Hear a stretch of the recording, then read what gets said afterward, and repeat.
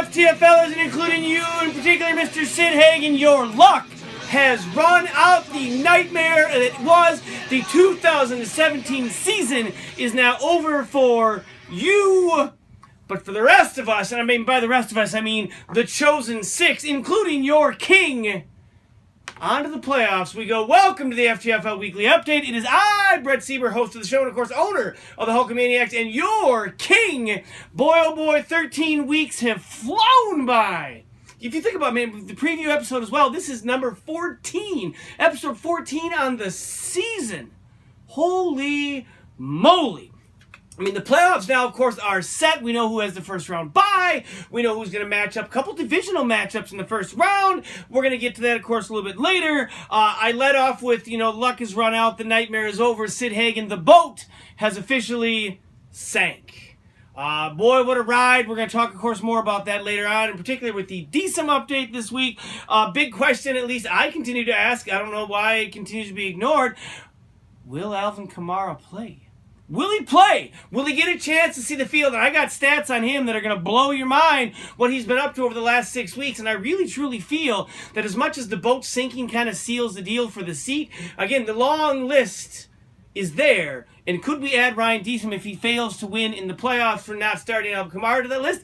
Maybe, just maybe. Of course, John would also have an argument to hear his futility. It is well documented that he was 1 win away from the worst record of all time. And then it was pointed out to me earlier this week that he's already been 2-11.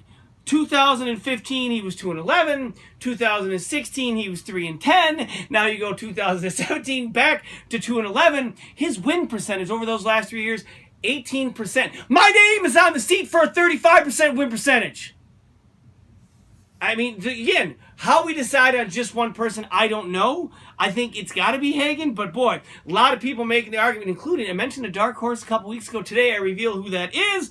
The draft order, of course, with some of these people who had a futile season, including John and the boat folks, has been set. John, you are officially on the clock. Salty will have pick number 2. Sid, because of his loss and Andy's win this week, will have pick number 3. And Andy rounds out the top 4 with his team, of course, beating me this week. And let's be honest, it all comes down to this, and this is what it all comes down to. On to the games from Week 13. First off, Mana, 3-time Lucky Pants champ Mana at 7-5. Taking on those good old folks, the people of Middle Spunk Creek. 7-5 division title on the line. Of course, if Markser loses and I were to win by more than 18 points, I could have snuck in. None of that happened because 89 points for Pops, 87 for Markser. For the people of Middle Spunk Creek, a late season pickup. Rex Burkhead led the way with 19.5. Greg Legatron Zierlein continues to just kick this team onwards and upwards with 17. But the story over the last few weeks has been Keenan Allen and Antonio Brown. They have both continued to just blow up, lead the way. Now, a down performance from the last few weeks, but Keenan Allen 17, Antonio Brown, and of course that late touchdown 3 minutes ago in the fourth quarter seals the deal, gets him the division and a first round bye. And oh, by the way, if you've forgotten, Antonio Brown at one point in time was a part of Mana, 3-time Lucky Pants champ Mana's team. He outperformed LaShawn McCoy this week. Markser loses. He goes on to play in the first round as the number 4 seed. Cam Newton 16, Jamal Williams, another late season ad who's thriving for the Green Bay Packers. That's right, we're coming with 15. Delaney Walker 12.5, and Leonard, probably the rookie of the year, Fournette at 11.5. It was between him and Kareem Hunt. No, I'm just kidding. Kareem Hunt wasn't even part of the conversation. He may not even start for Swart going on forward in the playoffs. At least that's according to Adam. Next, the other one of these 7-5 teams in the North Division, the Hulkamaniacs, taking on Pit of Misery, Dilly Dilly at 5-7, and the Pit of Misery rises up in the second Brother Bowl of the year, gets his win back, splits the season series, although it really doesn't matter because he misses the playoff. 98 points to 89.5. Le'Veon Bell, 24.5 points. Huge night. Marshawn Lynch, 19. Kirk Cousins, 16. Devin Funchess, 12. Kind of up and down. Again, none of that really matters. You now own the 4th pick in the draft coming up. For the Hulkamaniacs, AJ Welcome Back Green with 19.5. Of course, the second half, he completely disappeared, although did have a 60-yard touchdown called back on a phantom hold on Le'Veon Bell. Sorry, not Le'Veon Bell, Giovanni Bernard. That might have made the difference. I would have won, but I still would have lost out in the division. I would have been the 4th seed instead of course, being the 5th seed. Justin Tucker, 18 points. Baltimore defense, 14. Kyle Rudolph, 10. And see ya, sayonara, goodbye to Jordan Reed. What a bust-a-palooza you were. Last game, I guess, that mattered this week. The Pack Attack at 8-4, taking on, you're going to need a bigger boat at 6-6. Of course, was well documented how the boat folks have been up, they've been down, and they needed everything to roll their way. And, of course, this week it didn't. 88.5 for the Pack Attack, 72 for the boat folks. If you're Eric, Russell Wilson, the one-man show continues. He is carrying your team. By the way, Drew Brees has been on the bench for most of the season for Eric. Not that the New Orleans offense is pass-heavy, of course, run-heavy with Alvin Kamara, Mr. Diesem. And so Wilson really is carrying not only the Seahawks, but also Eric's team. Larry Fitzgerald throws in 17. Gronk, 12.5. But you're not going to have him this week, which is going to be a big blow, I think, going forward. Of course, you play the Architect. Maybe you need him, maybe you don't, but I know you sure would like to have him. Your running backs combined for 12 points. There's really no help on the bench. It is right now coming down to Russell Wilson, and can he push this team into the divisional round of the playoffs? For the boat folks, Tom Brady, 4 points. Josh McCown on the bench. You started him 1 week, and then you kind of gave up on him. I think he's had 24 points 3 weeks in a row. And you've left him there on the bench. Also, Michael Thomas, the man you traded for, was left on the bench this week. The hits just keep on coming for the boat folks. Todd Gurley, 13. Melvin Gordon, 8. Between Gurley, Gordon, Thomas, all of those folks are potential keepers, potential trade bait, because let's be honest, you've got picks to make up after you traded them all away. Roller coaster season. From the Jimmy debacle to acquiring all those picks, setting yourself up for next year, to saying, you know what, I'm going to bet the farm. Just like Adam Saltmarsh did here. Let's see. Oh, in 2000 and where was it? 2011. Bet the farm, got a handful of beans. Again, the list of candidates is long. Your resume for the Diesem this year, Mr. Hagen, is also just as long, if not longer. All right, we're going to take a break now. We got a couple games I guess really didn't matter in the grand scheme of things. I'll touch on those in a moment. But we are going to do the Magic 8 Ball Playoff Edition. Now, I haven't really been super into using the Magic 8 Ball ever since our guest back in, I think, week 4 or week 5 touched it. It just doesn't quite feel right. But we are going to dust it off. Just get it ready here. Some playoff questions pertaining to some of the bye teams and pertaining to the games this week. Question number 1. Is Diesem a fool for not playing Alvin Kamara this season? Magic 8 Ball, share with us your thoughts, your ideas. It says, oh, here we go. Yes, definitely. Now, I think that's fairly obvious. Diesem doesn't seem to think so, but the Magic 8 Ball has spoken, so it shall be so. Question number 2, will Swart win a game this year in the playoffs? I know it's a first round bye, but will he thou win a game and get himself into the Fantasy Bowl? Ooh, it says it is certain. So whoever he plays next week, I guess, is going to, I mean, let's be honest, the innovator of the horseshoe is Adam Swart. It appears he may have found it and has placed it squarely you know where. Question number 3, will Gronk missing week 1 matter? Will it matter in the outcome of the Architect and the Pack Attack? Outlook good. I don't know what that means. Outlook good, like, it's not going to matter. Outlook good is meaning if you're Matt, hooray. I guess we'll call that a wash. Question number 4, will Aaron Rodgers see the playoffs? I know you got a lot of doubters out there. By you, I mean I and the Packers have a lot of doubters out there. I bet this week, just a little bit tighter breathing, like, the Packers won. You know what? The Vikings fans still, oh, we're not worried. Oh, the division is out. Oh, it's not a big deal. Oh, you're finished. But they're not. If they beat Cleveland this week, Aaron Rodgers comes back.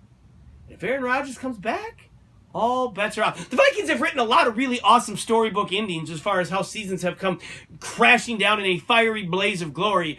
This one would be a fun new little wrinkle to the long history of just terribleness that is the Minnesota Vikings. Will Aaron Rodgers see the playoffs again this year, or see the playoffs in our league this year? It says it is decidedly so. He's coming.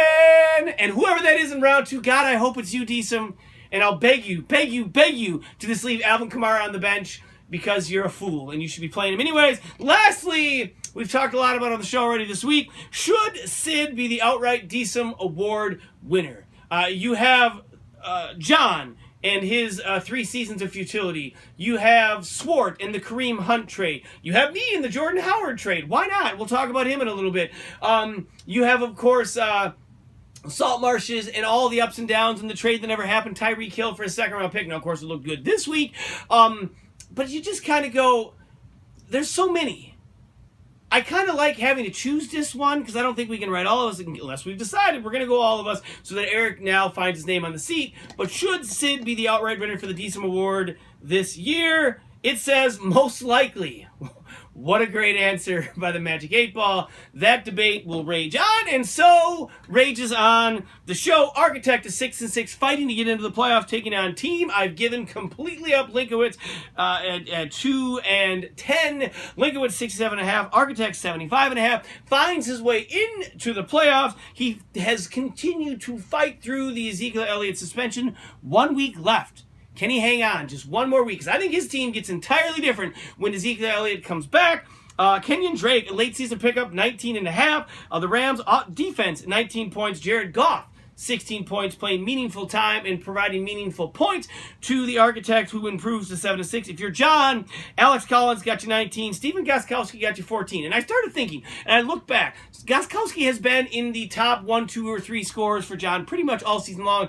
And, oh, by the way, yes, Stephen Gostkowski was John's leading scorer this year. That could be a decent nomination. Your kicker is your leading scorer on your team. I know John drafted him early, and so his argument was like, see, he scored a lot of points, but no. Your kicker shouldn't lead your team in scoring. Lastly, the Radioactive Monkeys at 3-9, taking on Ryan Diesem and his old, saggy, dusty, stubborn, and now we've heard foolish Titties and Balls at 9-3. And Diesem got whooped. Boy, you didn't even see it coming. The Alex Smith buzzsaw. Holy cow, out the gate swinging. For Saltmarsh, it's a nice win to end the season on. Smith and Tyreek Hill combined for 81 points. If you are Ryan Diesem, you got problems in the receiver category. Yeah, Julio had a great week last week, but what did I say? In order to be great, you've got to be consistent. And I have not seen consistency out of Julio in a long time. Him and Jordy combined for 3.5 points. Ryan played 3 receivers. If only he had a better flex option on his bench. Oh, wait! He does! And his name is Alvin Kamara. Over the last 6 weeks, Alvin Kamara has tallied 123.5 points. That is in 6 weeks. My Browerville math, please, Bart, get well soon, tells me that's over 20 points a week that you're just letting go. Your team is good. It could be great. But go ahead, be good. Be foolish. Be a playoff participant, not a playoff winner. As we look forward to next week's playoff matchups, the wild card round, Hello Darkness, my old friend, Mana at 7-6, taking on the Hulkamaniacs at 7-6, a North Division rivalry. If you're Markser, your key players, Leonard Fournette taking on the vaunted Seattle run defense. They look tough against Philly on Sunday night, Monday night, whatever night that was. That's going to be a tough one for him to get some points. LaShawn McCoy versus Indy. You got to like that matchup. Jamal Williams versus Cleveland, also a favorable matchup to garner some points. For the Hulkamaniacs, Carson Wentz versus the LA Rams defense. I'm not super happy about that one. Bilal Powell versus the Denver defense actually is a good matchup. Now, of course, when I start Powell, he tends to stink, so we'll have to see where that goes. Magic 8 Ball, how will Bilal Powell do this week? Will he be great? Ask again later. AJ Green taking on the Chicago Bears. I like where that's going. Green seems to be trending upwards. The other game, a South Division matchup. The Pack Attack at 9-4, taking on the Architect at 7-6. If you're the Pack Attack, Russell Wilson and Doug Baldwin versus Jacksonville defense. That one could hurt. New England Patriots on Monday night taking on Miami. The Patriots defense seemingly has figured out their ways. That could be a nice safety net for Eric because it is on Monday. Jared Cook, not Gronkowski, taking on Kansas City. Will he put enough points on the board to help you get to the divisional round? If you're the Architect, Devontae Freeman tonight versus the New Orleans Saints, a Thursday night game. Always makes you a little bit nervous. Jared Goff versus Phillies defense, not something you want to see. DeMarco Murray, which DeMarco Murray will show up against the Arizona Cardinals last week without Ezekiel Elliott. If he makes it through this round and into next week, he is a team that I probably would not want to play. As far as stud of the week, I gotta go with Antonio Brown, 16 points. Not the biggest week. I mean, yeah, you could have gone with Alex Smith and his 46, but still, I think the stud partially or in part has to be someone who helped his team win. And he did just that. Of course, late fourth quarter touchdown put Swart over the edge. Of course, again, the trade, it all came back to bite Markser. He misses out on the first round bye. As far as the dud of the week, Jordan Howard, 2.5 points. Could have had he had a huge match. It was like start of the week on so many different websites because he's playing against the Niners. There's no way Jordan Howard stinks. And then he kind of did. He's averaging 5.8 points a week since I acquired him. I had guys on my team that were doing that. I gave up a second and a fourth. The dud, again, I gave up a second for Drew Brees, who went on to be amazing. Jordan Howard has been below pedestrian.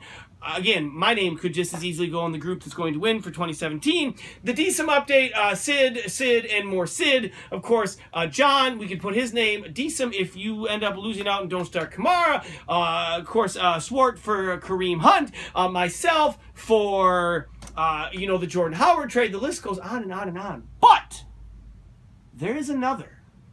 It was pointed out to me a couple weeks back that for an entire season, one team carried one fewer than the maximum number of players on their roster and continue to make pickups and drops and be an active participator in the transaction board.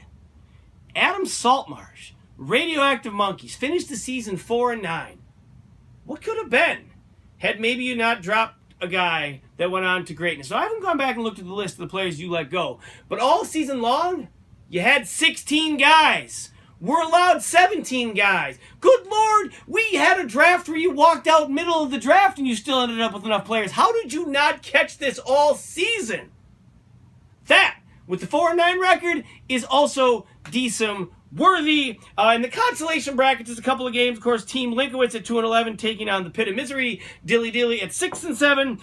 The Radioactive Monkeys, again, 16 players in all, 4-9, taking on the Boat Folks. I'm not entirely sure if any of those games matter. Then again, I take that back because I have been a consolation champion myself, along, of course, with everyone's favorite, the 2003 version of the FTFL champion, the Hulkamaniacs. With that, I think this show has come to an end. Let the playoffs begin. May the best team win. And Diesem, that's probably not going to be you unless you want to play Alvin Kamara. With that, I'm signing off. Peace. Technical difficulties. Till next week.